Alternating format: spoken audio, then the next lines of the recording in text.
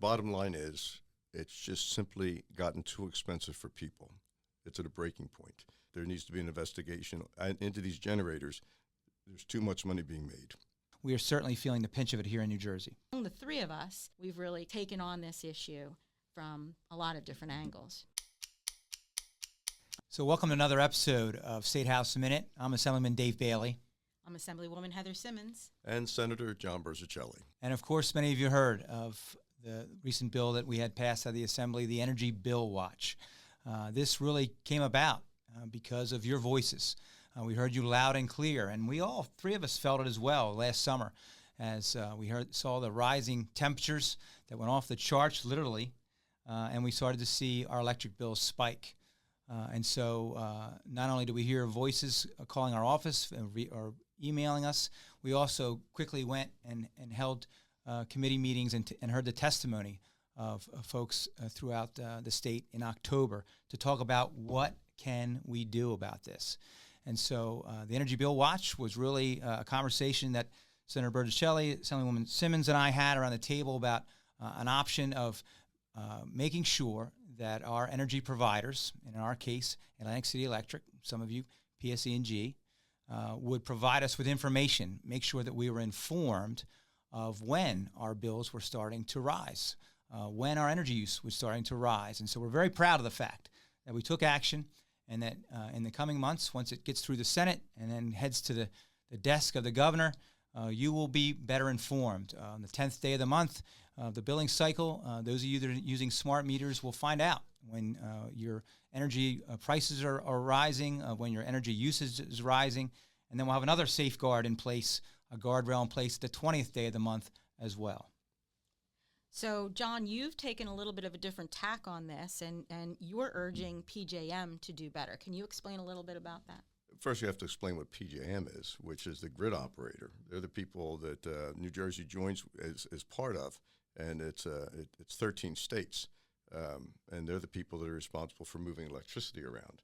They're also the people responsible for running the auction for those generating electricity that want to sell electricity through the system. Like Atlantic City Electric does not generate electricity. They buy electricity. Excuse me, and it gets past us. We had a hearing the other day. Very disturbing to find the way the bid process worked because it's not serving us. I mean, it literally went up nine times in 1 year what it was the previous year, and no investigation was held. And it's a very difficult nut to crack with regards because PJM does a fabulous job in maintaining the grid. We need them, and we need them to do their job. They're not very good on affordability, and that's why these electric bills are through the roof. I had a really interesting opportunity to go up and visit the PJM site in Valley Forge a few months ago. Amazing to see the up-to-date live energy usage across these 13 states. But like John says, we've got to do better. That's great that we're sharing the load across these 13 states, but we are certainly feeling the pinch of it here in New Jersey. And speaking of the pinch, my tack on this has been to provide some immediate relief to the ratepayer. So I introduced the Energy Bill Cap Act, which really looks to limit increases to the inflation rate for working families. And so that's for a family of four making up to $120,000 or an individual making up to $59,000. And the idea is simple. My wages or my Social Security check hasn't gone up 17%. My utility bill shouldn't go up that much either. And the other thing that I've really focused on is the BPU, the Board of Public Utilities. And when you examine this board, their intentions are good and they do hard work on our behalf. But there's nothing in statute right now that requires any member of that board to have relevant professional experience.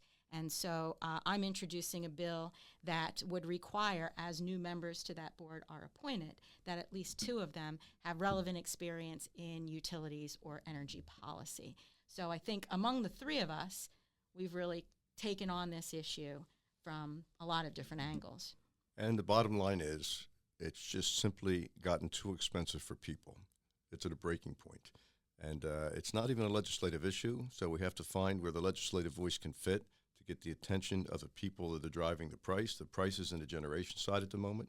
And by the way, you have the president declaring a national energy emergency, and he shuts down offshore wind development.